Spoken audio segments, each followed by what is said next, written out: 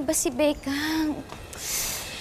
Ay, ngayon pa talaga naging missing in action yung Becco. Ay. Sabi ko na nga ba, ma-miss mo agad ako eh. Hindi ikaw yun. Si Becca kasi. Sabi niya, manonood siya, pero wala pa rin siya eh. Kaya rin naman kasi kung may pinagdadaanan siya, pero ayaw niyo ba mag-share sa akin? Kasi ako, need ko na talaga i-share tong kaba ko. Tapos idagdag mo pa na yung lola mo nandun din sa audience. Lalo ako nape-pressure. Hindi ako pwede pumalpak dito. Akin na kamay mo. Akin na. Bakit? Ano ba? Anong gagawin? Uy! Wala sa script yung proposal, ah! Aga mo naman masyado. Proposal?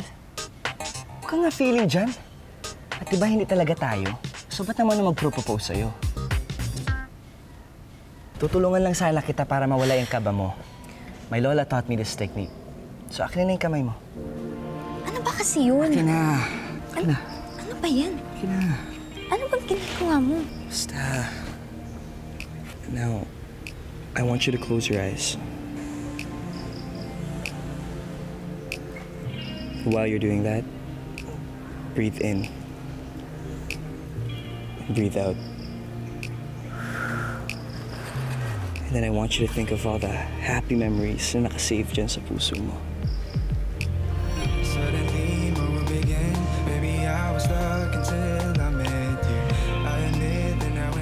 Ang ganda.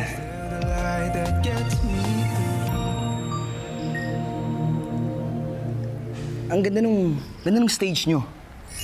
Magpo-perform ka mamaya doon, di ba? Ang ganda nung stage. Ganda, ang ganda. Baka malate ka na. Tara na. Tara na.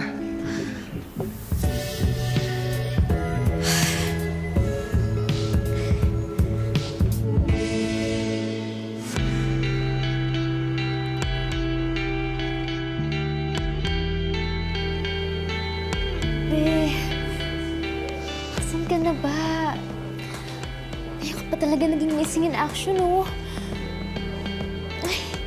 Ay, kailangan na kailangan kita.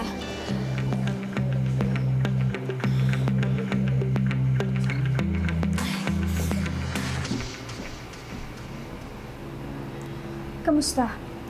It's already done. Pinagawa ko na sa in-charge ng props kanina. Hindi na ako makapaghintay sa performance ni Yazzie.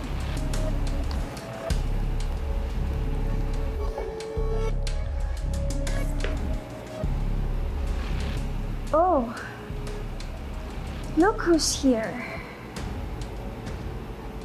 Ang ganda niya, di ba? Girl, mas maganda ka. True. Yes, huwag kang tutuloy sa presentation. Please, meron silang binabala para sa'yo. Huwag kang tutuloy. Why to get off me? Yes, huwag ka na tumuloy. And for you to stop me? Good luck, Yazzie. Break a leg.